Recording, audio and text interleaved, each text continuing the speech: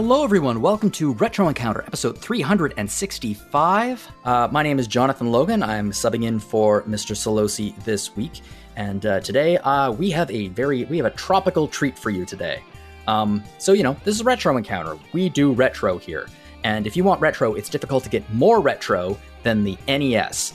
And today we're going to be talking about a classic action RPG that had all of the makings of an epic Nintendo franchise.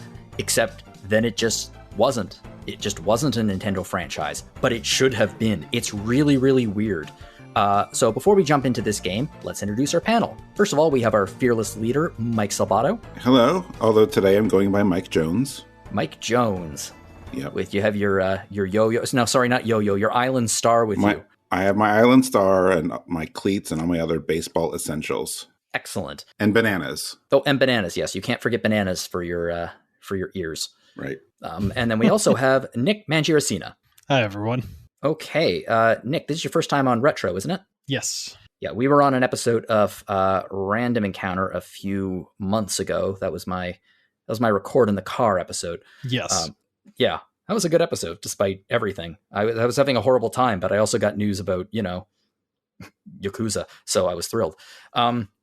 Anyway, so the game we're going to be talking about today is StarTropics. And StarTropics is a game for the Nintendo Entertainment System. It was released in 1990, not at the very end of the console's life, but getting there. It was the kind of thing, Super Nintendo was coming out very soon in 1991, so this was like the last year that Nintendo was exclusively releasing games on the Nintendo system. Speaking of exclusivity, it was released exclusively in the West and was designed to appeal to Western tastes.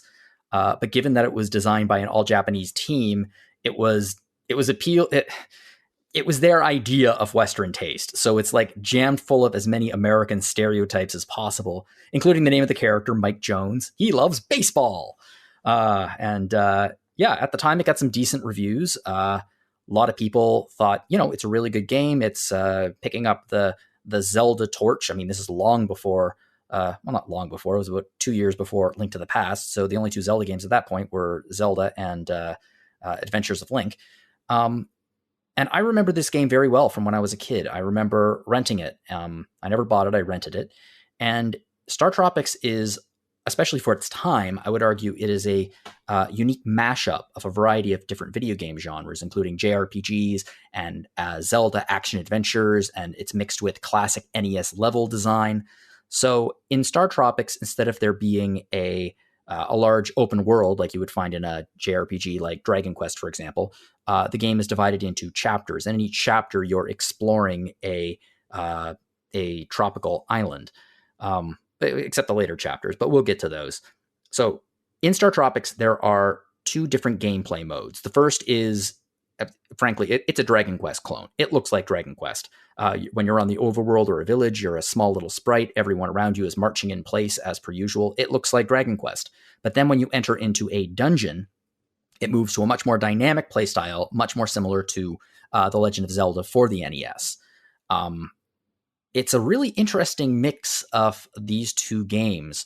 I'm just curious, both of you, which is your particular favorite?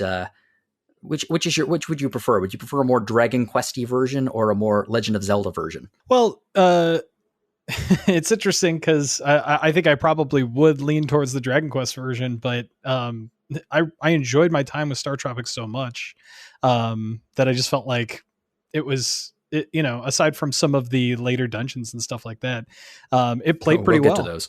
Yeah, I thought it played pretty well. So when you say Dragon Quest, you mean like the dungeons would be turn-based combat instead of action RPG? Yeah, like if StarTropics could have been a little bit more like Dragon Quest and would have been turn-based with the dungeons of that style, would you have preferred that game, or would you prefer a game that was like entirely Legend of Zelda style? No, I would probably stick with Zelda still. Not that I have anything against turn-based, but I think if you did turn-based, I'd expect and want to see a party. I think a turn-based game where you only have one character the whole game, I don't know. I guess it's Dragon Quest 1. It is Dragon Quest 1. That's true. I don't know. I never thought about that before. You got me on the spot here. I never thought of playing StarTropics as a turn-based game. Yeah, I think it would have been an interesting turn-based game, a little bit more in line of like the Mother series, actually. given True. its sense of humor and more modern sensibilities. Well, an interesting thing about this game is while it is a Zelda-like, it uses the system of movement where it's, you move up, down, left, right on a grid.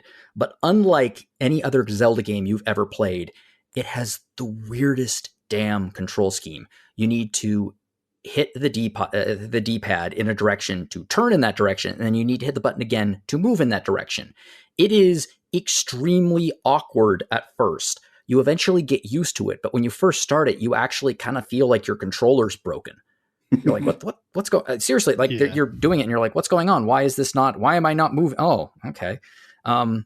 It's a very awkward system of movement, but once you get into that rhythm, it makes sense. It's hard to describe until you actually try it. I don't love it, but it does work. I don't mind the movement itself quite as much. The fact that you're locked to a grid and you have the double tap to move. I think what gets people, and I don't mean to talk about Hillary when she's not here technically on the podcast, but when we played the game last year, and that was her first time ever playing it, and I think the thing that maybe threw her off the most was the way the jumping works. Because the way jumping works in this game is really weird, because you can only jump with momentum forward or whatever if you're jumping on a tile or over something. Otherwise you can only jump straight up in place. And that's also something can't think of another game where I've played that controls that way. So between those two things, it has very strange controls that you really have to get used to. And I mean, you're not the only one. I mean, the enemies kind of move like that too. When we were talking about it in Slack, when I first played it, I mentioned that it reminds me a little bit of Crypt of the Necrodancer, just without the rhythm mechanics. Yeah. Yeah, I can see that. Yeah, it's a very rhythmic game where you are moving kind of move, jump, jump, jump. In fact, when I was playing it, I was like, this would be a decent setting for a Crypt of the Necrodancer spin-off, like the Zelda one. If they ever wanted to revive the damn series. Can you imagine, after how many years, that's how they bring StarTropics back as a rhythm game? A rhythm dungeon crawler? I would play it. I think that's a great idea, personally. I mean, given that some of the themes in StarTropics are still in my head decades later, as some of the catchiest songs on the NES, I would play it. Yeah, the overworld theme is one of the catchiest damn songs, I think, in NES history. Honestly, it's the kind of thing that if you've ever played this game and you saw the words written out, do, do, do, do, do, do, do, do, do, you're going to be like, StarTropics. You don't even need music. It's just the rhythm of it instantly makes you go, oh yeah, I know that song. And the movement isn't the only thing that's a little awkward here. Using items in this game is kind of a pain. You have to pause, you have to then move up or down to see magic items, then you have to use them, then you have to unpause the game. There are other weapons in the game or tools that you can get, which you press select and you can switch between on the fly. But it's just awkward. It's like the people who were designing StarTropics, it's like they've never played a video game before and they were still figuring it out, which is weird because it's 1990 and The Legend of Zelda was released 5 or 6 years earlier and they got it perfect the first time. That one thing you mentioned there, pausing to use magic items, I don't totally fault them for that, just because sometimes you actually can have all your item slots filled and there's only so many buttons on the NES. So they probably they're well, we need some way to have a secondary menu, and there's no shoulder buttons. So I don't know. I think that was how they had to do it. It's a little weird that, that they would remove all of the items as soon as you got out of a dungeon from your inventory. Yeah. As if that was to assist them not having enough buttons. But it didn't seem to fix anything. I think that plays into the central design of the game, which is it does have a lot of JRPG DNA in there, and obviously Zelda-like, but it's also level based in a way. So I don't think that they considered those to be items in the same sense as Zelda, where you collect them. I think they thought of them as power-ups. Right. And so at the end of the level, you lose all your power-ups. And that's how dungeons are treated in this game. Not like the dungeons in Legend of Zelda where there are items hidden within. Now, I think that would have been a much cooler mechanic. It would have been stolen whole from Legend of Zelda, but it would have been interesting. I mean, there are some other issues with the game. Mike, you mentioned jumping. Insta-death is everywhere, including it's baked into the core mechanic of the game. So it's jumping. If you miss a jump and you land in water or fall down a hole, you just die, period. Like you lose all of your hearts, which slows down the game considerably. Like in other games, if you fall down a hole, you appear back at the door having lost like a heart or two. But in this case, you're just dead. It doesn't matter if you're full hearts or not. And another issue that I found is as you're playing the game, you upgrade your core weapon. So originally you're given a yo-yo, which is renamed the Island Star in after 1990, this release, because they discovered that the word yo-yo is an actual trademark, so they couldn't use it anymore. And throughout the game, you keep getting better yo-yos, essentially. You get more powerful weapons. But the way it works is you only keep the weapon if your hearts are at a minimum level. So if you're at full power by the end of the game, you are using this like really awesome weapon. And then if you get down to like 6 heart or just above 6 hearts, you're using this okay weapon. If you get below 6 hearts, you have to use your yo-yo again, which creates this weird issue that the difficulty of the game vastly increases when you're close to death. And that doesn't exactly lend itself to a fun experience. So like, I'm not saying that it should be the opposite, like, whereas you get more powerful as you get weaker. But at the same time, it's like, well, when you only have 1 heart left and you're using this stupid yo-yo and it doesn't remotely give you enough power to kill any of the monsters, let alone any of the bosses in the final dungeons, it really increases the difficulty to an absurd level. Yeah. I mean, there's also the fact that, like we talked about earlier, how your items and stuff are reset when you exit dungeons, but also your heart's reset to 3 when you enter most of the dungeons. So like you always start with nothing and you have to like not get hit and find hearts. So your maximum hearts could be like 14 or whatever, but you'd start with 3 anyway. Got to work up to it again. Yeah, which is that really comes into play in one of the final bosses, which you have to beat immediately upon entering a dungeon. But we'll get to that. So anyway, let's start talking about the game a little bit. So like I said, the game is divided into chapters. So we'll be going through chapter by chapter and just talking a little bit about it. I'll walk you through the story of each one. Now, keep in mind, this is an NES game, even a late era NES game. So the story's not crazy. It's not like you're not going to be dealing with big emotional things here. It's fun. That's the thing about StarTropics, that it captured my imagination when I was a kid. It captures it now as an adult. It's fun. It has this insane sense of style. Like there was nothing else like it on the Nintendo system. It's absurd. Its aesthetic is really strange and weird because it jumps back and forth between like a Dragon Quest aesthetic and a Zelda aesthetic. And yeah, we'll just walk through and I'll try to key into a few jokes and things along the way. So upon startup, we're greeted by a very familiar screen, familiar to anyone who's ever played a Zelda game, where you enter your name. The default name is Mike. So Mike Jones. And at the very beginning of the game, you are told that you are visiting your Uncle Jones, on his laboratory on Sea Island. So the game starts with you standing on a helicopter pad on Sea Island, which is shaped like a sea. And you naturally head to the only village on the island, which is Coral Cola. Every village in this game is called something Cola because America, and Americans love their cola. Even America is called America Cola. Yeah. Well, and at least the parts of America that call it cola, because I do, where I can't come from, but a lot of people here call it pop. So, they picked one. We call it pop up here too. Yeah. That wouldn't flow as well though. Coral pop. Coral pop sounds like a candy. It does. Coral Cola sounds like, well, a cola. So anyway, here the game is pretty much a Dragon Quest clone. Like it's completely overhead. You enter this village, Coral Cola, and you have to meet with the chief of the village, who tells you that your Uncle Jones has been abducted. By who? We will find out. He gives you your first weapon, the yo-yo. Logically, this is the weapon for you because you are such a good pitcher, because all Americans play baseball. So you can use the yo-yo as a weapon by throwing it at enemies. And if you're good at baseball, then obviously you're a pro with a yo-yo. I get it. Oh yeah, because that's how yo-yos work. When you throw a yo-yo over your shoulder, it immediately swings back into your hand. Yeah. More comparisons to the Mother series, by the way, because Ness can equip a yo-yo as well, and his default weapon is a baseball bat. That's true. Yeah. They had their finger on the pulse of America, let me tell you.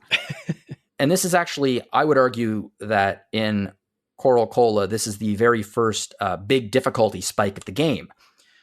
Which is you need to figure out that you need to talk to everyone in the damn village before the guy will let you through the gate into the final dungeon.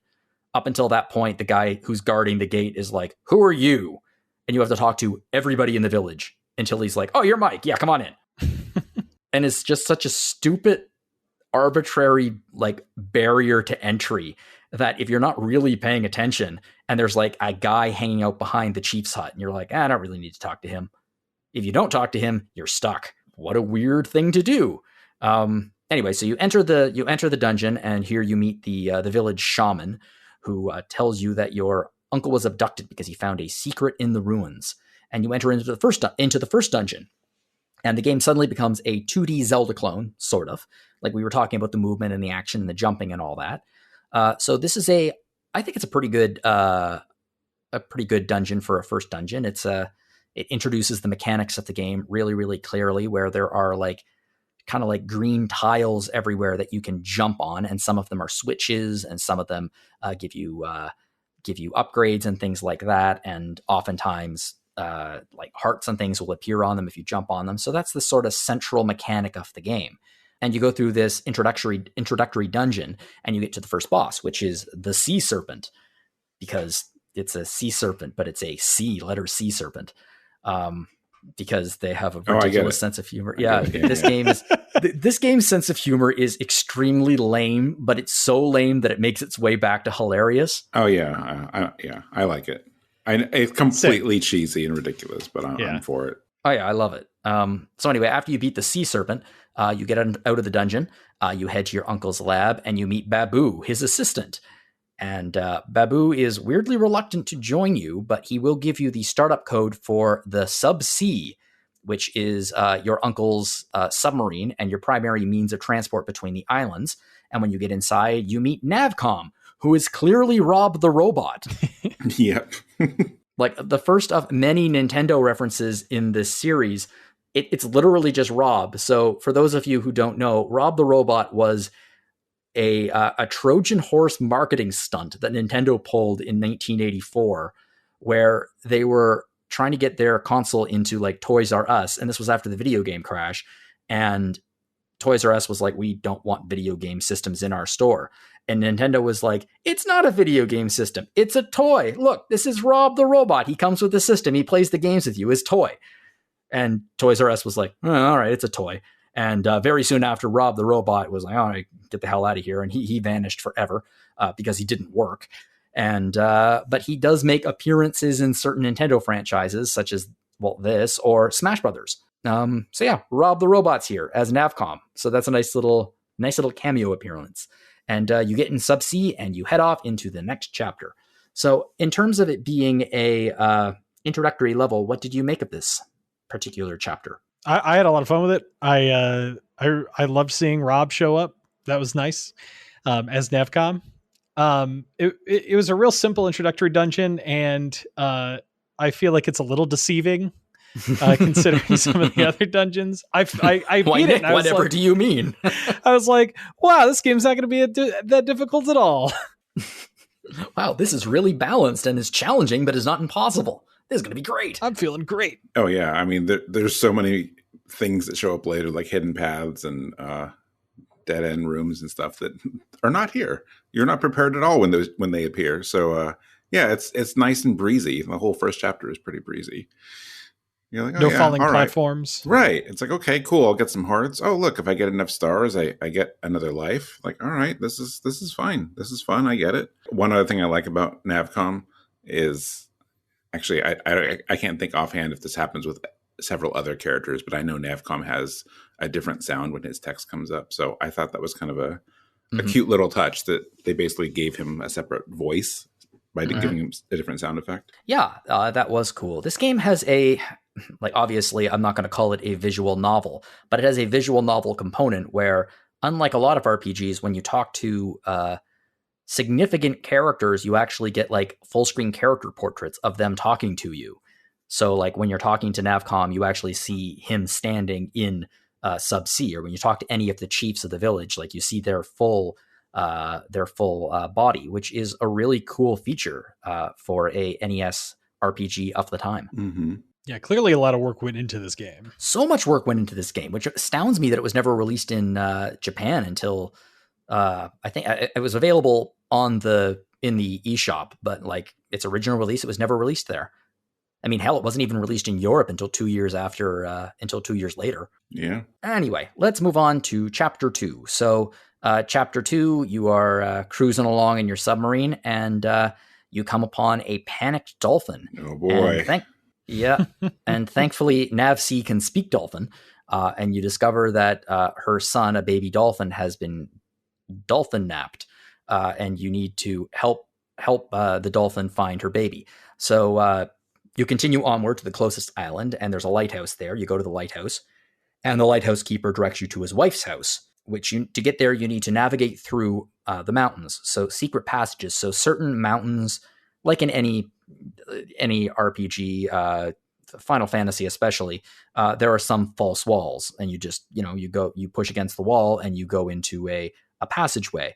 And this game makes extreme use of that. Especially on the overworld with the mountains, where you can't really tell where the fake wall is. So you just kind of have to push against every mountain to see if you walk into it. So yeah, you walk through this secret passage, you find his wife. The wife tells you that a bottle has washed up on the beach. And then again, you need to find a fake wall in the mountains and make your way all the way to the beach. And in the bottle is a message from your uncle that says he has been abducted by aliens. And then he gives you an upgrade for Sub-C, which is the submersible mode, which you think would be like a built-in feature of a submarine. No. But somehow he put it in a bottle. Like he put it in a bottle. I just like the idea that your uncle is kind of like, I don't know, Ubisoft with DLC. Like it should be in the actual package, but he makes you pay for it later. Oh my God. Yeah, Dr. Jones was doing DLC way before it was cool.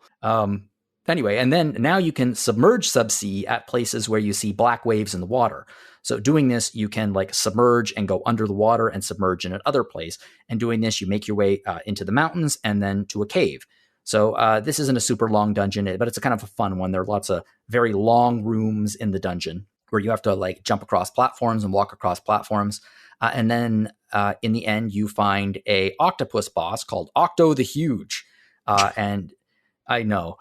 He's kind of a pain in the butt unless you found the snowman item in the dungeon. And if you use the snowman item, you can freeze the water and lock Octo in place just in front of a program where you can just wail on him with your yo-yo until he's beaten. So if you do that, it's actually a super easy fight. If you don't do that, it's kind of a harder one. But, still, it's the difficulty's not insane yet. And then after you beat the octopus, you find the baby dolphin. I don't know why Octo wanted the baby dolphin, but you free him and the mother dolphin thanks you and then shows you the way out through the rocks, and then you head to the next chapter. So again, like this is a nice way to introduce some core mechanics of the game and still get used to it and lull you into a false sense of security about the difficulty of the damn thing and teach you a lot of mechanics that you are going to be using later, primarily that you need to push against every wall and mountain wall you possibly find in order to find the path forward. Or have a Nintendo Power with Nintendo Power. Yeah. Oh my God, this game, honestly, if I know the relationship between Nintendo and Nintendo Power, but like if there was ever a game that was designed to sell Nintendo Power subscriptions, this was it. Yeah. I think in this chapter, it's not so bad because they kind of telegraph the mountain. Like if you look at the shape of the mountains, you're like, oh, there's a little gap here. I mean, you don't know to look for, but like once you find one, then you start looking for those things, which obviously doesn't help you through the whole game. But at first it's like, okay, well, there's another little alcove here. Let's see what happens if I walk over here. And sometimes you get heart upgrades and stuff. So it's... Yeah, there's a few signposts. Yeah, sometimes. At least for now. Yeah, at least for now. And you make a dolphin friend. Yes. The dolphin is one of my favorite things in the entire game. And it's really for a ridiculous reason because it's not I mean, the dolphin's cute and it makes a cute sound, the mother dolphin, and it's nice to like rescue a dolphin and all that. And hey, it plays into the whole tropical feel of the game. My favorite thing is specifically the line at the beginning of the chapter when Navcom installs like this thing that lets you speak to dolphins. And I saved a screenshot the other day because I wanted to make sure I got the line right. But the dolphin is talking to Navcom, squeaking, and then Navcom's translating for you and saying that, you know, her son, I think she just says her son was kidnapped. But then Navcom asks you, Captain, may I promise her to find her boy dolphin? And I don't know why that line is so funny to me, because it's like, you know, it should be Dolphin's son or her little boy or something. But no, you have to go help her find her boy dolphin. And it's just hilarious to me. It'd be funny if people introduced their actual children like that. This is my boy human. Yes. It's a real all your base. Yeah. Translation there. Yes. I'm going to confess something. I didn't know how to use items at this point, so I fought Octo the Huge the old-fashioned way. Yeah, this is a game that benefits amazingly from having the manual and everything else that came in the box for reasons that we'll be talking about in a few minutes. But like, there is no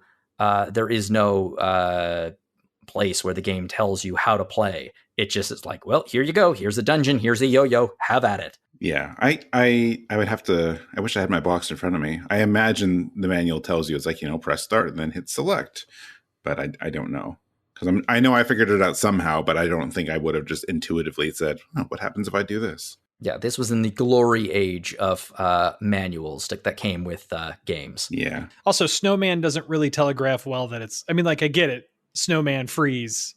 But like, when you're just fighting Octo the Huge there, you're not really thinking, oh, if I freeze the water when he's close. Yeah. You know? It's very poorly signpost. Yeah, like if I freeze the water, but then first you have to get to the part in your head where you're like, a snowman means it freezes everything in the room. It's a cute little snowman. Adorable. His name is Frosty, Mike. What do you want? Is it really? No, Frosty the Snowman. Oh, okay. Well, I didn't know if the item was called Frosty, which I'm pretty sure that all snowmen are named Frosty. Oh, Is that okay. true? He's trying to use his Canadian wiles on you. Don't fall for it. It's working. All right. Well, let's move on now to Chapter 3. So Chapter 3 is where things get both interesting and hard. This is the first big difficulty spike in the game. There are going to be considerably bigger difficulty spikes in the next few chapters. If you were to rent this game in 1990 from a video store, there's a good chance that every save file on the cart would be on this chapter, because it does have a pretty big jump in difficulty. Also in this chapter, this is the most JRPG chapter you could possibly imagine. Like, everything you do on this island is classic Dragon Quest JRPG side quest. Yeah. Go to a place. Like, this is a JRPG. This entire thing is, if it's not turn-based, but the structure of it is pretty traditional. So you are in a big storm and Subsea is damaged. So you head to the nearest village, which is Miracola. So once in Miracola, you discover that the daughter of the chief is in a coma, and the only one who can save her is the hermit who lives on the top of the island mountain. And if you cure her, he will help you repair Subsea. Now, to start your journey, you need to enter into a magma-themed dungeon, and you need to fight a tricky boss named Magma the Fierce to move forward. To do this, you need to hit some switches on either side to drop him in the water, and you have to be dodging fireballs the whole time. This is a little bit of a challenge with the amount of health that you have in this point of the game, especially because, like we mentioned before, movement is not this game's strong suit, and a lot of times it depends on you being able to dodge stuff, especially in this early battle. So I found this to be a little bit of a challenge. Just a small bit. Yeah, just a little bit. It's a challenge, but like, I mean, and this will apply like to many other like bosses and puzzles later. I also do respect that every boss battle isn't just like, well, just hit it a bunch of times. I mean, there are those, but I like that they got creative with some of the solutions too. And you have to figure out like, how do I beat this thing? Yeah, I know. It is a very, like, a lot of work went into this game, like a lot of work, which makes me like the shortcomings of this game are so puzzling to me, because so much thought went into it. Like, it clearly is the game they wanted to make. And you're like, why did they want to make it like this? Anyway, so after you get out the other side of the dungeon, you encounter a castle named Shikola that is entirely inhabited by women. And since you are a male, you cannot enter. So to get in, because they have information you need to get help from the fortune teller. And so you go to the fortune teller, who's like you have to like go all the way around the castle, and she's in like the shed out back or something like that. And she tells you that she is missing her crystal ball because she dropped it in the lake at the ghost village. So you have to head to the ghost village. To get there, you need to get to the ghost tunnel. And this is the big dungeon of this chapter. So there's a ton of monsters, a lot of them inspired by movie monsters and things like that. But I think that this, for me, has one of the more annoying mechanics of the game, which is there are ghosts in this dungeon, but they are invisible. You need to be able to defeat them to move forward, but you can't hit them when they're invisible. So you need to find the item, the Rod of Sight, to make them appear. And you found a Rod of Sight, and you get like 4 blasts with it. And then once they appear, you can just kill them as regular monsters. So oftentimes you need an exit to appear, but it will not appear until you beat all of the ghosts. There were also a ton of multiple false exits in this dungeon, false walls that you need to find to continue. It's kind of a pain, to be honest. Like, I feel like if this dungeon was a little better signpost, that I think it would have been a real winner. Or if like the Rod of Sight was an item that you could use at any time instead of being given a limited number of uses. But yeah, it's a little bit annoying, I think. Yeah, it would have been better as a permanent upgrade for sure. And also the setup for this dungeon is hilarious to me. You go talk to a fortune teller, and they lost their crystal ball in a lake in the ghost village. That is the most absurd setup ever. Why were they there in the first place? Right. What were you doing? In the ghost village. Like, oh, I'm just taking my crystal ball out for a walk at the ghost village. Right. And then what do you do to get it? You have to drain the lake? Like, wouldn't the crystal ball just go with the water? She didn't just drop it. She had to like hurl it into the lake. I was skipping it across the lake like a rock, and it just sank. It's like she has no idea how crystal balls are supposed to work. Right. And yeah, they're like, to get into this dungeon, there's like a little graveyard, and you need to push against the right gravestone. And then when you hit a false exit, you like pop out of another gravestone on the map, which means that you need to re-enter at the beginning of the dungeon. Yep. And play through the whole damn thing again. So yeah, it's a ghost dungeon, a little bit like a ghost house in like a Mario game, but with lots of false exits and stuff like that, but way more annoying. And then at the end, you have to fight a big ghost named Maxi. You have to make it appear with the Rod of Sight, just like every other ghost in the dungeon. And hopefully you found the bolas in the dungeon, because they are just about the only thing that can reach this ghost easily. If not, you're stuck with your yo-yo, and that can be a bit of a pain. But once you beat Maxi, you head into the back room, and you can use a switch to drain the lake. So yeah, you find the crystal ball in the lake, and you pick it up, and you take it back to the fortune teller to get help on entering Shikola. How? Cross-dressing. So in a move that would get StarTropics canceled by both the left and the right nowadays, the fortune teller dresses you in women's clothing with magic, and you enter the castle without suspicion. And you meet the queen, who congratulates you on your adventure in the ghost village and gives you your first upgrade to your yo-yo that you can use when you have more than 6 hearts. And then she sends you to the head guard, who tells you the secret to get into the cave that leads to the mountain with the hermit. You have to jump 10 times on a tile at the beginning of the western tunnel, and you're all set. So you leave Shikola, you change your clothes, you make your way through this very, very short dungeon, and you head to the mountains, which is yet another dungeon. This chapter is loaded with more dungeons than any other chapter in the game. Yeah. It's ridiculous. So then you get to Hermit Mountain, which is filled with all of the same styles of enemies and traps that you found in other dungeons on the island. So this is kind of like the last test. Like, everything you learned, you have to bring to this dungeon. And weirdly, this dungeon doesn't have a boss. Go figure. It has a puzzle where you need to figure out your way into through walls and things like that. And you find a water spout, and you get on the water spout, and it shoots you to the very top of the mountain. And the hermit's there, and the hermit gives you the cure. And then you get back to Miracola. You save the chief's daughter. He helps you repair Sub-C, good at his word. And then you're heading off to chapter 4. So I actually think this is my favorite chapter in the entire game, my favorite part of the game, just because it is so full of just RPG tropes. And this genuinely felt like a mini scale full-length RPG, just based on all of the, like, there's a village and there's a castle and there's a mountain and there's a ghost town and there's a fortune.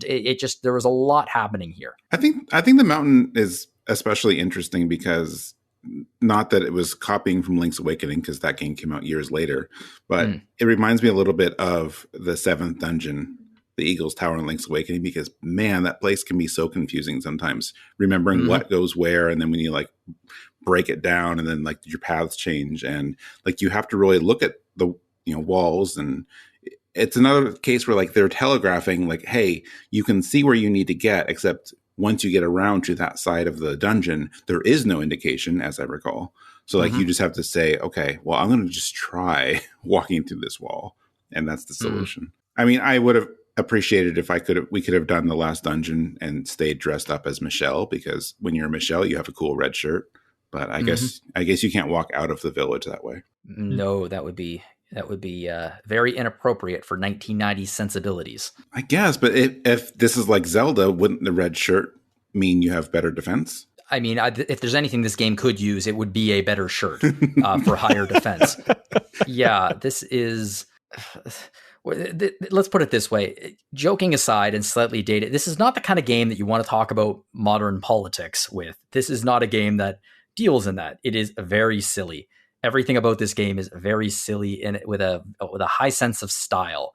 And the cross-dressing thing to get into the castle, it's as like 12-year-old sense of humor as you can possibly imagine. Like the whole thing when you're inside and they're like, you're so pretty and you're such a beautiful young woman. Even the creepy guy outside of Shikola who comments after you talk to him, oh, you were really cute when you were in a dress. Yeah. And you're like, thank you. Thanks.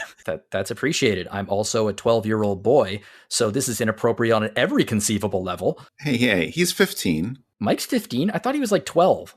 I don't know. I thought he was like... I was looking at some videos earlier, and I think he's meant to be 15. Okay, let's see how old Mike Jones is canonically.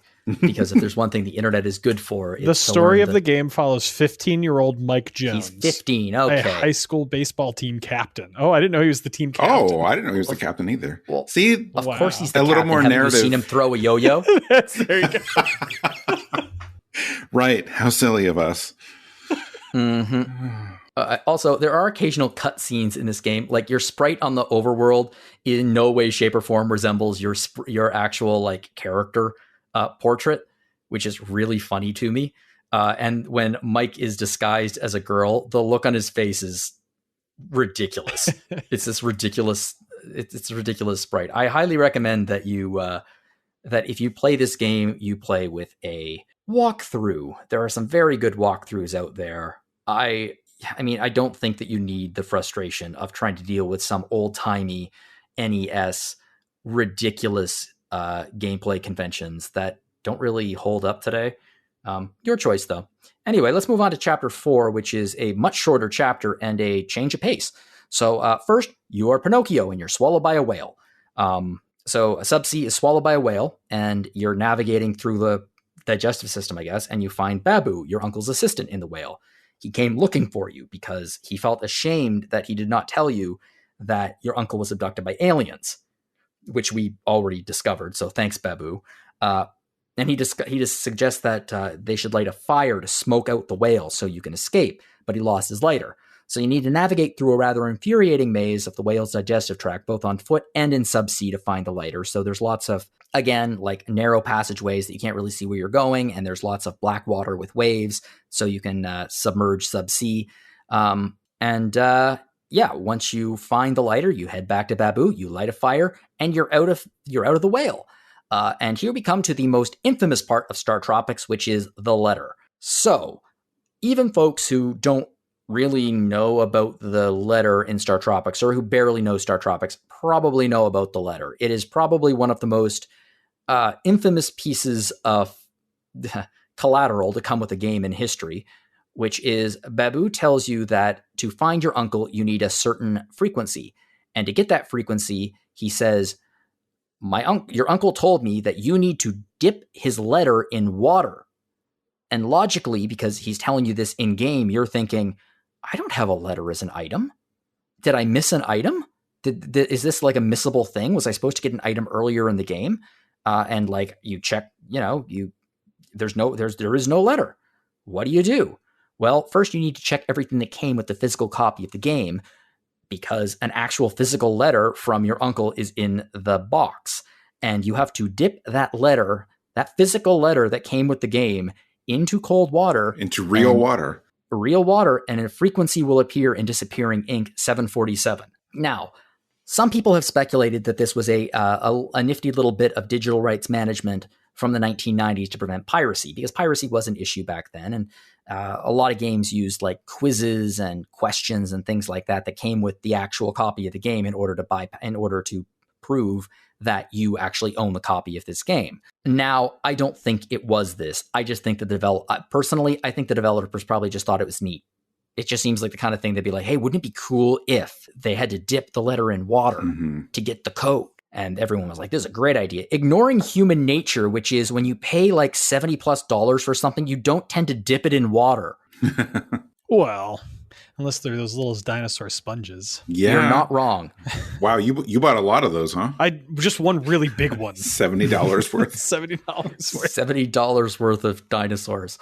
Yeah, because like if I owned a copy of this game, the last thing I would think is I'm going to dip this piece of paper into water, because I don't want to ruin it, because I paid for it and it came with the game. Oh no, I was all for it. Back then they were expecting it to be a child's gift, right? I guess. And a child would be reckless enough to do that. Yeah, it wasn't my money. Probably already spilled something on it. It's fine. Yeah. But this caused some massive problems this is another thought, which is this was a fun way to screw over the video game rental market, because Nintendo was a strong opponent of video game rentals. They hated it. They hated it so much. They didn't have a system like that in Japan. There were no video game rentals in Japan. And they hated the fact that it was legal in America, legal to the point where there was a lawsuit that proved it was legal. So the problem being, when you rent a game, obviously, sometimes the manual gets lost because it doesn't get returned, or it's like a cheap photocopy. So, if it does get lost, they can just photocopy, the rental store can just photocopy a new copy of the manual and put it in the box, and it's perfectly fine. But it doesn't work like that for the physical letter. So if you rented this game, you weren't going to have the letter. It was not going to be included with the rental. So at this point, it's over. You can't continue. What did you do? You said you rented it when you were a kid. I never got this far. Okay. I don't think I could be. I mean, consider I was born in 1984. The game came out in 1990. I probably played it in 1991. So I was not that old. And God knows, I'm 38 and I could barely get through this damn thing using rewind constantly. Yeah. Trying to get through it with an actual NES controller when I was that age would have been impossible. I think I stopped at chapter 3. I enjoyed it. I had a really good time with it. And in later years, I played more of it. But back then, no, I stopped here.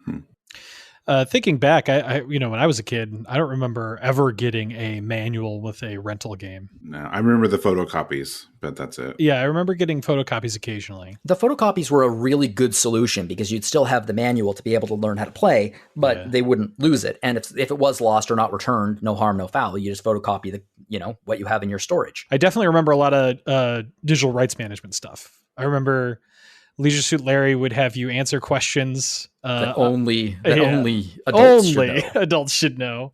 I also had a motorcycle game where they had a physical paper wheel, and they would give you like a word on the screen, and you had to line up 6 different wheels on this thing in order to get the rest of the string of characters. Oh yeah, they had that in Monkey Island too. It was the dial a monkey thing. Right. Yeah. Oh, that also reminds me of King's Quest 6. Mm-hmm. You couldn't get up the island of Sacred Mountain without the language thing in the manual. I don't know why I'm struggling with that word. Mm-hmm. A lot of DRM was directed towards the personal computer industry, because obviously piracy there was considerably easier than it was for a Nintendo system, because Nintendo computers weren't very popular back then. And certainly the internet wasn't around to the point where you could download ROMs of games. And if you were to do this, to be completely honest, I don't think that there was real pirating NES industry back then. I might be wrong. I certainly didn't know about it in New Glasgow at the age of 6. So, right. But yeah, it's just a weird little addition. And I think that ignoring the whole digital rights management thing, ignoring the whole they were trying to prevent people from renting the game. I honestly think it was probably just the developers thinking, wouldn't this be cool? And you're right, it is cool. It is. I like it. It's cool. Yeah, it's cool. It screwed over many a person playing it, but it's cool. It's been interesting to see how they've dealt with it since then on other releases, because on the Virtual Console on the Wii, they acknowledged, they're like, okay, look, there's no physical edition. And the in-game manual, or not in-game, but in the Wii menu manual, gave you like a digital letter to dip in a digital bucket of water to give you the code. Get out. Yeah, it's cool. That's awesome. If you have it on the Wii, you have that. But at this point, like on the Switch, they don't have anything like that. As far as I know, there's no manual. So like, they're just like, people will go online and figure it out. But I like that they did that on the Wii, because obviously no other game ever needed something like that. So that was pretty cool. I love that. I actually, well, I'm not going to ask everyone to wait, but I mean, all this talk, I really want to go into the other room and get my copy and see if, I wonder if that invisible ink like wears out over time. At this point, the game would be so old, if you tried dipping in water, it would probably just dissolve. Yeah. My Earthbound Scratch and Sniff stickers don't, or not stickers, but cards don't smell anymore. Yeah. I'm sorry. I mean, they smelled horrible, but I guess I'm sorry that you can't smell that anymore. Okay. Maybe after the podcast, I'll go check and I'll let you guys know. That would be very much appreciated. I want to talk a little bit about the whale. Not that it's much of a chapter. I think this is one of the cases where the like Dragon Quest, the overworld not having combat plays in its favor, because the way that whale is laid out and the weird like limited views you get around certain corners and the kind of maze, like if you could see everything at once, it would be really easy. Like the difficulty is like trying to figure out where things go when you only see like 8 tiles at a time. Oh, it's very claustrophobic. But if it, if this was a standard RPG with random battles and you're trying to navigate around there, that would be probably the most annoying chapter in the game. So I'm glad that you don't have combat there. So it's difficult, but not frustrating. That's actually a really good point. I didn't think about that until now, but yeah, random encounters in that thing would have, and I kept thinking that too the entire time I was playing it. In any Final Fantasy game, it'd just be random encounters constantly. Every 3 steps. Yeah, every 3 steps, and you would constantly lose where you are because you're being thrown into a random encounter. Yeah, and you'd like be just terrified to like backtrack, and I'm like, no, I don't want to take any steps I don't need to. So see that worked out here. Yeah, it's an interesting departure of a chapter because it so heavily leans into the Dragon Quest style rather than the dungeon crawler style. Yeah. Yeah. Well, let's move on to chapter 5 now, because this is a much more straightforward chapter. You now have a fix on your uncle, and you're heading there, and you find your path blocked by an old-timey sailing ship. Apparently, its Captain Bell, used this ship to block the strait hundreds of years earlier to stop pirates from attacking Bel Cola, which is the village on the island. So to move forward, you need to destroy their history and heritage to continue. Which they feel thrilled to help you with, which is, I think, is one of the funniest things in the game. Yeah, we're tired of looking at that thing. Like this ship saved it's part of our heritage. It saved us all, but it's in my way. Oh, well, in that case, okay, well, go here. It's in the way of my submarine that can submerge under things. Yeah, to be fair, Dr. Jones didn't give you the upgrade that lets you submerge places where there isn't black waves. Oh yeah, right. Okay. It can only submerge in places where there's an oil slick. So anyway, the village chief tells you, we have no idea how to get to the boat, but you can talk to the parrot, which I love this because it gives me shades of Ace Attorney here. Petey, right? What? Is it Peter? Yeah, it's Peter. Yeah. Peter the parrot. Peter the parrot is a descendant of Captain Bell's parrot. Incidentally, this was in like 1602, so this is like 300 and some years later, almost 400 years later, and apparently across like multiple bird generations, this parrot has like memories of Captain Bell. Oh my god, I never thought about that. That's so good. Yeah. To get the parrot to give you the hint, you need to bribe him with a present. It needs to be a fresh worm. So you go on a trek across the island doing the usual hidden paths through the mountains. You get a worm from a fisherman. You give it to Peter, and Peter tells you, do mi so far do mi, which, if you know nothing about music theory, is considerably less than helpful. And then you get to Captain Bell's memorial, where there is a giant piano. So presumably, like, these people at Bell Cola were so thankful they not only like honored him as the father of their village, they also built him a giant piano in his tomb, which, that's commitment right there. Like, that, when I go, I want my descendants to build me a giant piano with my name on it. So once you see this piano, you know what to do if you know anything about music, which is you need to put in the notes do mi so far do mi, which basically breaks down to 1 3 5 4 1 3. So push the first note, push the third note, fifth note, fourth note, first note, third note. You do that, and the door to the ship opens. And this is where things get really, really friggin' hard.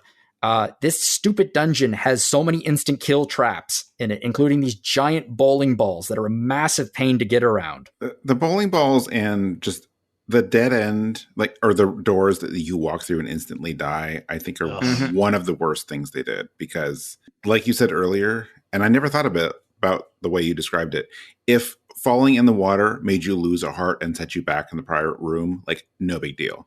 The fact that you can go through a door that can kill you and you have no way of avoiding it was not the best choice. Absolute BS. Yeah. Yeah, it's just an instant kill for no reason. It's artificial difficulty if you were putting quarters into the NES, it would make sense, but it's not quarter based. It's just, why? Yeah, it's a backwards design. It's punishing the player for exploring. Yeah, and again, I like to point out that if this was the earliest days of the Nintendo Entertainment System, I would totally understand. But it's not. It's at the tailor end. They know how to make games at this point.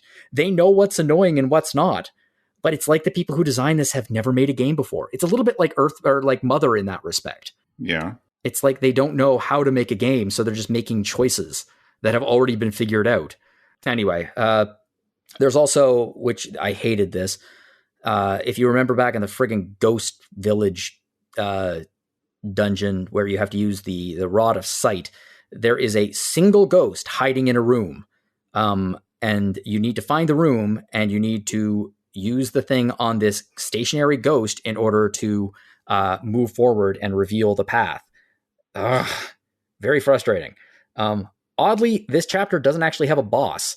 There's no boss. You just, once you figure out all the traps and the hidden paths to the ship, you can get to the ship, you jump on a platform, you sink the ship, destroying their heritage, and then you continue to chapter 6 as they all wave happily at you. Do we think that the big piano was a reference to the movie Big?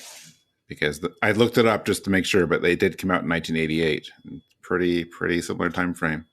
They're like, hey, you know that Tom Hanks scene? Let's put a big piano in here. I mean, there is nothing more American than Tom Hanks in the 1980s, in the late 1980s. So that makes complete sense to me. That'd be like, Americans, they love giant pianos. Yeah. I mean, don't we all? Oh, God. All right. So let's go on to chapter 6 real quick. So it's maze time. You're now in the area where Dr. Jones is, and you need to navigate through diveable patches of water to find him. So this can take a little while. There's lots of fake walls, lots of oil slicks where you have to dive and you need to go. And every now and then Navcom gives you coordinates to tell you, are you getting closer or are you getting further away from Dr. Jones? And then finally, after many false tries, if you do this without a walkthrough, which I do not recommend you do. I do not recommend you do this without a walkthrough. Just use a walkthrough. Honestly, use a walkthrough. It'll improve things immensely. You find yourself in what I would argue is a pretty darn difficult dungeon, but has one of the coolest power-ups in the whole game, which lets you jump 2 spaces. Hell yeah. We did it. Yeah. You get to fly. And you get an orange shirt. It's not the red shirt, but you get an orange shirt. Doesn't make you any stronger, doesn't make you any tougher, but you can jump. And then at the end of this dungeon, you need to fight with a giant stone head that's named Broken Joe. This is not an easy fight. You need to hit him with your baseball bat, which was in the dungeon, while jumping to avoid his projectiles. It's kind of a pain in the butt fight. I think so anyway. I appreciate that you looked up all the names of these bosses, because none of that is actually in the game. So I didn't know some of these boss names until now. Yeah, I think they are. Maybe I'm wrong, but the sources that I say that this is the name of the boss. Anyway, so you beat Broken Joe. And once you beat him, you go through some dungeon quest style caverns a little bit. You find this massive boulder that has 3 holes melted in it. It's a mystery. What could this possibly be? And then you enter into another dungeon, which is another massive pain in the butt. There are a ton of fake walls again. There are hard enemies. There are crazy spike traps. The spike traps in this game are nuts. They just like shoot out of the ground randomly almost, and it's very difficult to. It's luck really that stops you from getting hurt. If there's a system in place that lets you predict them, I don't know what it is. There is in some rooms a little bit, because some of the research I did was watching a speed run from GDQ, which was incredible to watch. For reference, the guy did the entire game in just over an hour. Wow! But some of the things, it's like some of it is random, like even like enemy placements in some rooms is random, which is also makes the speed run more impressive. But there are certain rooms that things happen at a certain point, and to get around them. And I think it might have been in this dungeon or one of these dungeons where he does a trick sometimes where you walk into a room and then before you jump across something, he would jump or like walk into the wall for like a half a second just to adjust the timing. And then when you go through the room, you can just like run right through. So there is some timing to some of these things that is predictable. If you can wrap your head around all that anyway.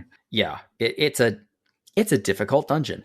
And then at the end, there is it's a 2 enemy boss called the Statues of Twin Sumacho. And you need to throw the throwing star weapon at them. And the throwing star weapon, when you press the button, splits into 2. Alternatively, you can also try to hit them individually with your Morning Star, but have fun doing that. I had a lot of trouble with this boss. It's very simple. It seems very simple, but on execution, when you're dodging, jumping, and trying to time the the throwing star. Yeah, the thing that splits into 2. All that working for you. It was a difficult boss. Yeah, it is. It really is. Thankfully, it's the last difficult boss in the game. Yeah. Smooth sailing from this point. This is when like some of the power-ups the game introduces like from here on are actually really cool. Like I love the throwing star. The throwing star, the longer jump. Are the cleats in this chapter? I think they are. Like really cool items that you sadly, like we said, you can't carry on and take with you later. But it's fun. I like that they really got creative with some of the sub weapons and stuff. Yeah, I can't help but feel that if they let you carry weapons with you, it would have added a little bit to dungeon variety in the ways you attack each dungeon. And also would have improved the difficulty level without actually changing anything. Yeah, not allowing you to take items to the next dungeon was a choice for sure. Yeah, and remains a choice in the next game, but we'll get to that later. After you beat the dungeon, you finally find your uncle. And he explains that the aliens that abducted him are evil and destroyed a planet named Argonia. But before its destruction, Argonia sent a space pod to Earth Jor-El style, and it contains 3 magic cubes that Dr. Jones found, but the aliens forced them to tell them where they were. And it's your job to get them back because you're a 15-year-old and he's an adult, so it's your job. And you need to go to the spaceship. So you head to the spaceship and you go inside, and holy cripes and a cracker, this chapter is friggin' impossible. Chapter 7. So anyway, let's chapter 6. Yeah, it's an interesting kind of thing. You finally meet Dr. Jones. My mental image of Dr. Jones was always, well, frankly, it was of Harrison Ford. 100%. I mean, he's an archaeologist. This is not Harrison Ford. I would think Sean Connery sometimes too, because he's supposed to be like, he's senior to you. So if you're playing the Harrison Ford character, then it'd be Sean Connery. Anyway, let's talk about the stupid spaceship. Well, wait a minute, real quick. Oh, yeah. We did get to visit in the last chapter, How Do You Do, Cola? Which is my favorite town name. How do you do, Cola? And that's all I wanted to bring up. I just loved it so much. It's so good. I also like the line of dialogue that starts this chapter, because you've literally just found out about the aliens and that there's a spaceship in this whole plot, and the chapter starts up by saying, "You finally found the spaceship." I'm like, I just learned about it after all this time. And it's like, and you're like, okay, well, what do I have to walk through to get to it? And it's like you walk like half a screen up, and it's just there in a clearing. Yeah, it's a Nice bit of decompressed storytelling there, really. Yeah. Anyway, the spaceship, there's not a whole lot to talk about the spaceship. Most of it is dungeon crawling. Like I said, it's frigging impossible. I mean, this goes from NES hard to NES impossible, in my opinion, in a lot of places. There are these, I'm going to call it chocobo. There are these on jet bikes who just like will drop down behind you and like swarm across the screen, and they like fall at random just to nail you, and they don't stop. And it's really annoying, especially when you're trying to jump on platforms while these are attacking you. I'm pretty sure that on jet bikes is the official name of the character. So there's also another layer to it too, because while you're jumping, if you're jumping above them, you can't attack them, right? Like you can use the attack, but like you're considered on a different plane. Yeah, and the hitboxes are weird too. Yeah. So like even if you think you avoid them, sometimes you don't. Yeah. So yeah, you have to navigate your way around the ship, avoiding enemies that are shooting at you with these randomly dropping air bike guys flying towards you. Ton of other massive headaches. All the while, you need to figure out this teleportation maze. And then after you figure all that out, you need to fight 2 pain-in-the-butt bosses on jetpacks. And once you beat them, you finally get one of these little cubes. And then that will upgrade your weapon. So now you have a very powerful weapon. About that fight, I mentioned I watched that speed run.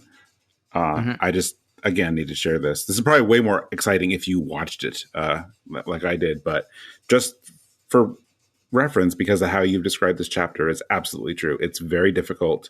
There's a reason that every heart littered around the spaceship is a 4-heart upgrade, because everything that hits you, it does so much damage. And you will be hit. You will be hit. And this even happened in the speed run because of some of the random nature where things can spawn and how they hit you. The guy almost died in this run. Like he got through and some things spawned where they weren't supposed to. And he went into that fight with those 2 jet things with half a heart and beat them. And it was one of the most amazing things I've ever seen. But like that, I don't know. I think that really says something about the game, because he was barely getting hit this whole game because he's speed running this. Like, and even this guy, it's like, yes, that's how difficult and frustrating this dungeon can be. This spaceship makes the spaceship level in Splunky look like a nice walk on a summer's day. That's how hard it is. And then you go into the second one, which is a little bit easier, but still tough. Lots of hard jumps and dodging is required. And then at the very end, you also have to fight a gold version of the guy with a jetpack. And at the very end is an interesting boss where you need to, he's on a ledge and you need to drop the edge of the ledge off and then attack him so he'll fall off the edge of the ledge, that's kind of a cool little boss fight, I think. Yeah, again, showing that they really care about the boss fights and they have some cool puzzles attached to them. Yeah, definitely. That one has a funny name too. That one, actually, I don't know if it's the official name. It's like because it sort of looks like an ostrich. Yeah, it's Ostroid. Ostroid? Ostroid. Okay. That is a great name. I like that, yeah. Yeah. And then you find another cube. You find the second cube, and the cube increases your heart, so now you're all maxed out on hearts. But oh no, the spaceship is taking off with you inside. So the spaceship takes off. And here is where you finally meet the big bad you've been hearing about the entire game, except like this is the first time you've actually heard about him, really. Finally. Finally. And his name is Zoda. And it just occurred to me earlier in this episode until now that can't be a mistake. Like that. Zoda Cola. Yep. Zoda. Yeah, exactly. Soda. It can't be a mistake. Like the same thing. Yeah. Clearly, the Japanese have put their their flag down on which they think is the proper term, and that is definitely cola, not Zoda. So yeah, you need to beat up. Here's another reason why he's an annoying boss is it's a new dungeon. So you walk in, and just despite the fact that you just increased your hearts, hey, you got 3 hearts to take on one of the final bosses in the game. Have fun with that. He has the boss it's a classic disembodied giant head and 2 disembodied hands, which kind of looks a lot like Queen Zeal from Chrono Trigger. Yeah. At least you have your ray gun. Yeah, if you have the laser gun, it's a super tough fight. If you don't have it, it's an insane fight. And then after you beat him, he mutates into like kind of an alien-esque creature. I mean, he is an alien, but like an alien from Aliens kind of looking creature, and he runs away. So now your job is you need to get off this ship. So you head to the main engine, and this is an entirely different kind of boss than any you've fought so far, but is still insanely difficult. You need to be able to hit the engine core while simultaneously dodging enemies, projectiles, and not falling down the hole, where is the only place you can stand to attack the engine. And if you fall down the hole, you fall down into a room below you, and you have to come back up again, which resets the health of the engine. So it's kind of a little bit of a frustrating quote-unquote boss. It's also healing the whole time. Yeah. And even with Rewind, I almost put the game down here. It's so... It doesn't want you... It feels like the game just straight up doesn't want you to beat it. Yeah, Right. It really does. At this point. Just getting on there, I kept falling. I kept dying. Like it was like nothing I could do could beat this. It took a great amount of luck and constant use of Rewind. And I can't even imagine playing it on the actual NES and beating this part. No, I mean, unless you were like, well, a speedrunner, for example. Able to beat it with half a heart. Right. Yeah, exactly. And at this point, there is a good chance you are working with half a heart. And I'm not even talking about the game. I'm fairly certain as a kid, my brother and I did manage to finish this, but I couldn't tell you how. Like playing it again now, like I don't know how we did. I mean, I can think of one way that I could have beaten this game, and its initial start with GG, Game Genie. Actually, that's true. We might have used that thinking back, but I'm not sure. It's so funny to me that Game Genie was designed to like make games easier or to like do things, but genuinely speaking, the way it was designed, it could have been used to make game improvement patches on the fly. That's true. Which I guess is what it did, sort of. Yeah, like a code pack almost. Mm-hmm. Yeah. Anyway, so once if you destroy the engine core, you need to escape the ship, and then you run into, oh no, it's mutated Zoda. I honestly think that we could, if we, Mike, for our YouTube channel, for the RPG Fan YouTube channel, we could just do a 4-hour YouTube like speculation deep lore dive on Zola versus Cola. All right, if you want to. There are dumber things on YouTube. That's true. Low bar. So yeah, you are fighting the alien form of Zoda, which is a fight that I found way easier than the previous two. Almost fun, actually. Yeah. Still super hard, but it involves you like jumping from platform to platform, hitting him when you have the chance. It feels like a relatively fair fight. Yeah, I mean, it's once you get around the fact that his hitbox is only like his feet, which is a little weird, but at least if you're trying to jump on the platforms, he has to jump on the platforms as well. So like, I don't know. Yeah, you can use the platforms to your advantage. Yeah, it feels just a little bit fairer than other battles in the game. Not easy, but a little bit fairer. Yeah, the main engine was so much worse than this fight. Oh, the main engine. The main engine is a boss, and I don't think it's meant to be a boss. That's how bad it is. It's just really poor game design is what the engine is. Anyway, so finally when you beat Zoda, after he's beaten, the ship starts to explode, but thankfully you find the last cube. You catch an escape pod that lands in the water. You try to swim, you get a cramp, and you almost die. In fact, you even hear the dying music. But then you're saved at the last second by the Dolphin Mother that you helped in Chapter 2. Thanks, Dolphin Mom. Dolphin Mom saves you. And she brings you back to Sea Island and Coral Cola. And then you go back into the town, and everyone congratulates you, and you go to the chief's hut, and your uncle is in there with the chief, and you put together the 3 cubes, and they magically transform into a bunch of kids. I mean, that's what happens, but just the way you describe that. Not wrong. It's exactly what happens. Like, I wasn't kidding when I mentioned Jor-El earlier. It's like if Jor-El had like Kal-El and was like, let's put all of his friends in there too, and just like loaded it full of kids. Anyway, their leader, Princess Mika, was sent here by your father, and you are congratulated for saving an alien race from extinction. And then you all go fishing. And the end. So let's talk about the last chapter of this game. I'll tell you what really impresses me about it. Like, yeah, there's the nightmare of a boss with the engine and the first Zoda and the second Zoda, but this is an NES game, And it doesn't only have an ending, it actually has a rather expansive ending. Yeah. Like most action RPGs of this era will sometimes end with like a text crawl if you're lucky. Sometimes it ends with something like, "Congratulations, you did it." But like in this case, they give you a playable epilogue. It's true. Not something you got too much back then. No, and I think it's a pretty good ending as well. It's like on brand, it's funny, it's weird. There's a bunch of kids that there are cubes that transform into children. It's just weird, but it's pretty great. I think the last chapter of this game really pulls it off at the very end. I think so too.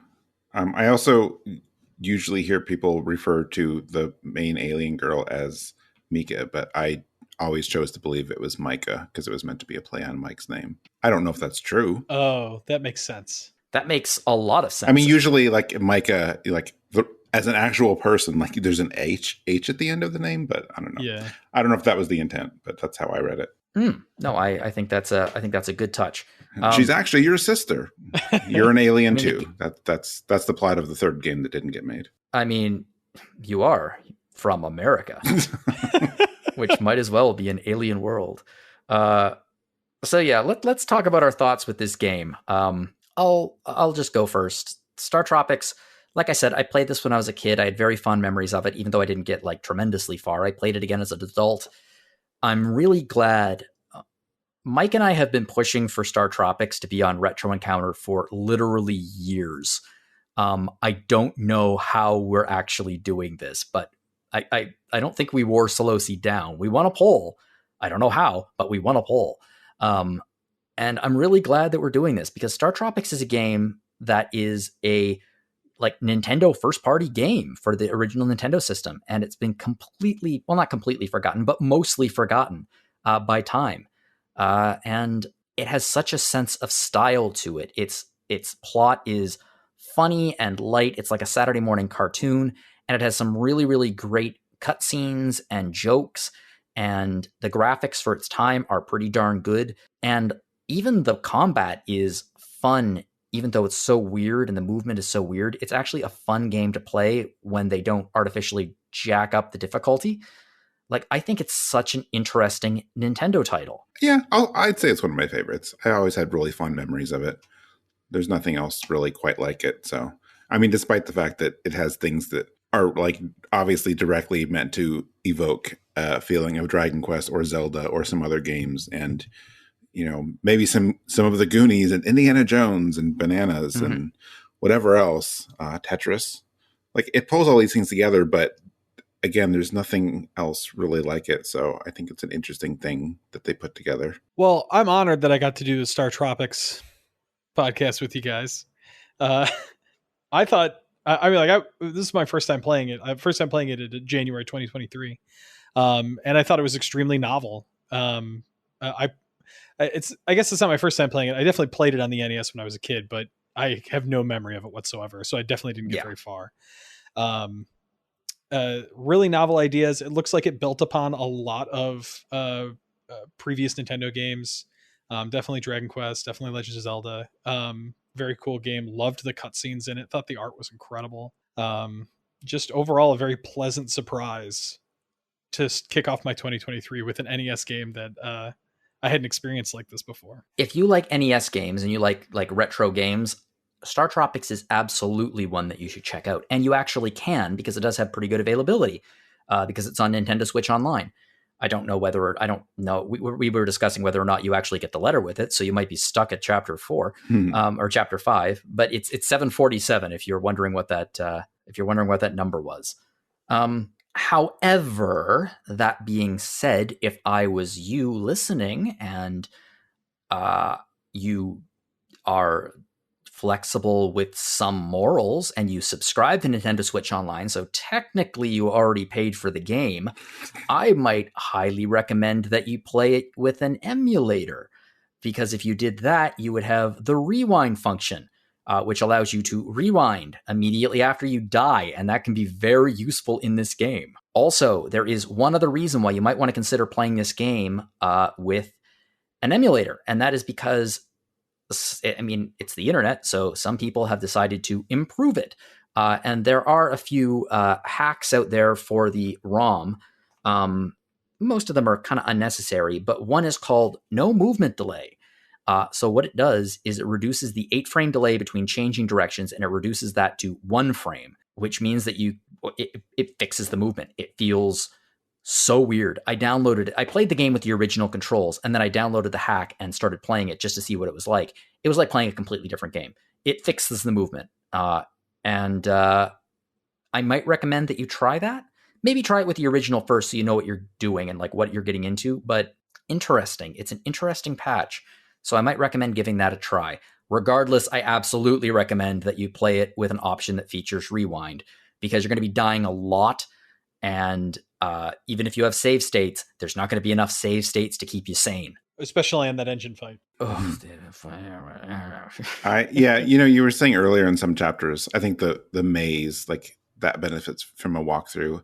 I don't feel like I needed, even now going back, I don't feel like I needed a walkthrough for most of the game, but I very much appreciate it because I played it on Switch using save states, because I'm just like, look, I don't know what's through this door or if I'm going to die. So I was just saving it constantly. And, it's fine.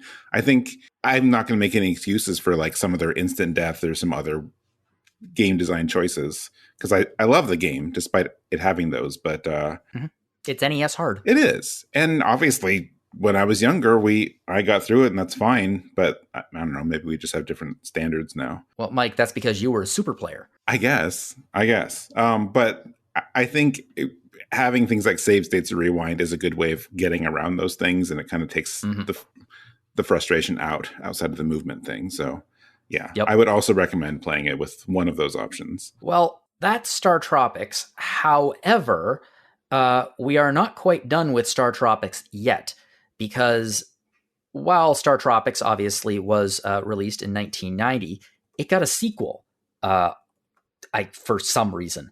I guess it must have been a success in some way, but it got a sequel again for the Nintendo Entertainment System, released in 1994. It's wild. So wow. So this is 2 years after the Super Nintendo was released. What? Why? And again, it's only been released in the States.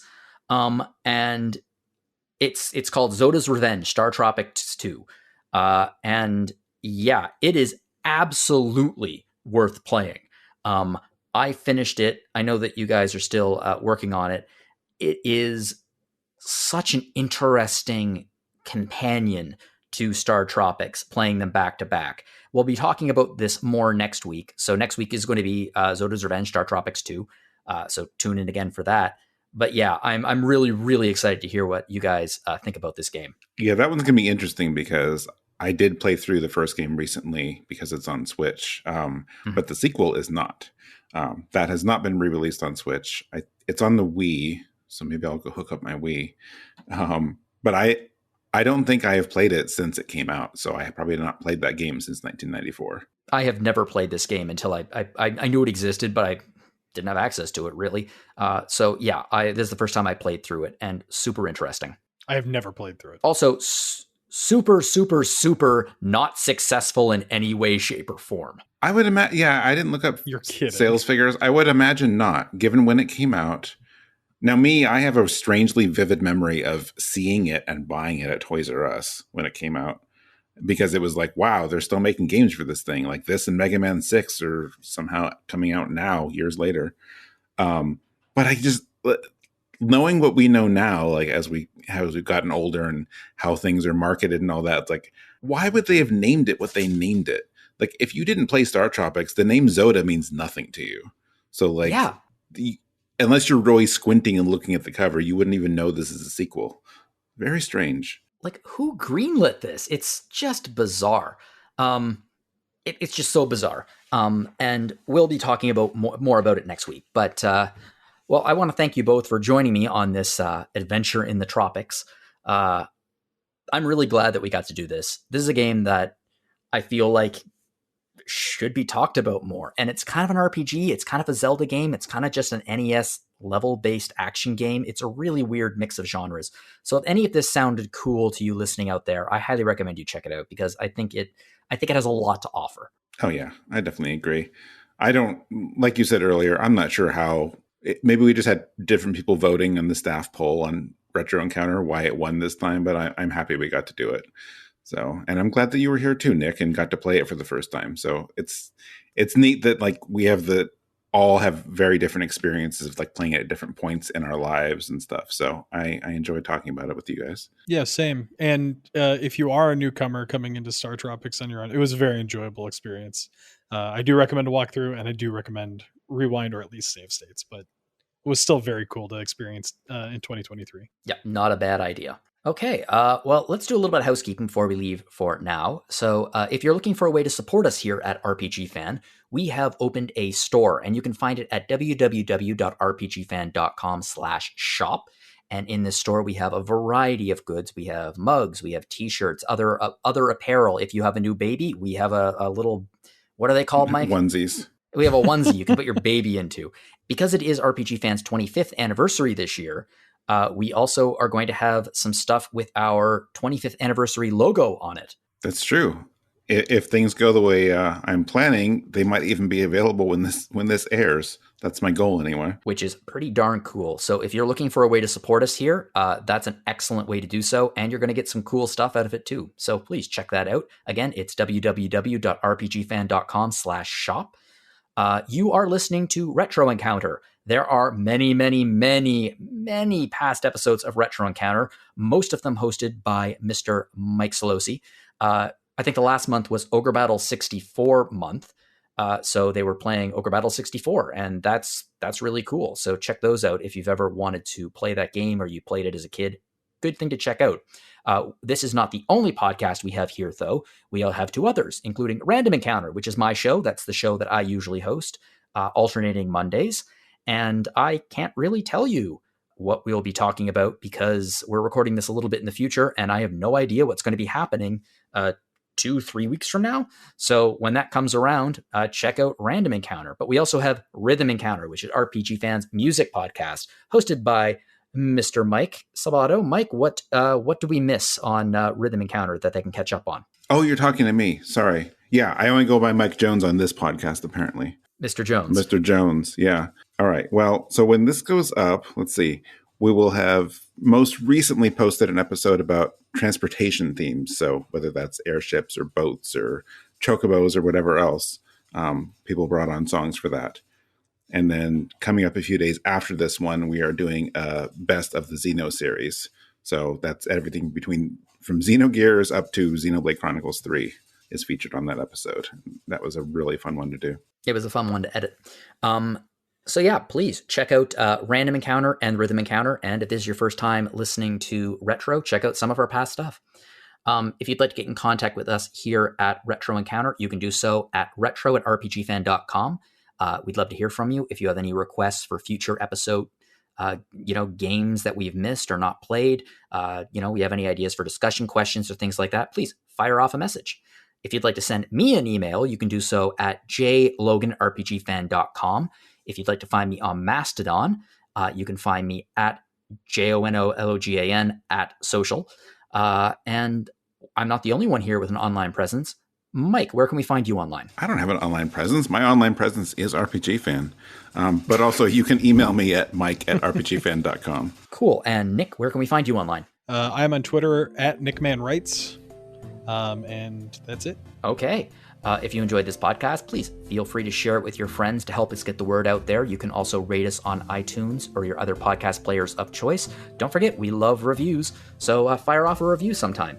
And again, I want to thank you both for joining me today on this episode where we explored the Tropic of the Stars. Yeah, thank you. Thank you for hosting. Thanks for having me. Yep, and I would like to thank everyone out there listening, and in the words of Mr. Solosi, good night and good luck.